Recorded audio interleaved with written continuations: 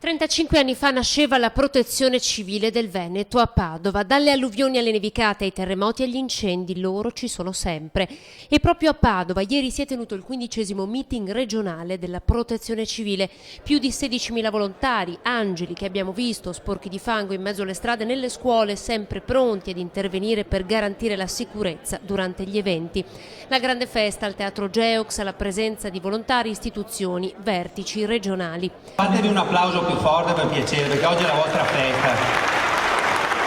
Dopo il Friuli, io ero ragazzino, andai con mio fratello a fare il volontario, tornammo tutti i volontari da quell'esperienza, formammo il primo gruppo riconosciuto poi da Zamberletti, quindi voglio dire a livello nazionale. Quindi Padova è veramente una delle culle fondamentali del volontariato. Sulla protezione civile è un momento questo anche di cambiamenti, c'è una legge in proposta al Parlamento che dovrebbe andare a modificare l'attuale assetto normativo, quindi è importante che anche il mondo del volontariato prenda coscienza di questi cambiamenti. Un'occasione per discutere delle nuove frontiere operative della protezione civile, di ruoli, responsabilità e competenze dei volontari. Nuovi bandi e nuova sede per Padova più efficiente con una centrale operativa all'avanguardia. Che adesso che si deve mettere mano alla normativa sul sistema nazionale di coordinamento di protezione civile, noi vogliamo dire la nostra, cioè voler essere partecipi, protagonisti, proprio mettendo a frutto l'esperienza che è stata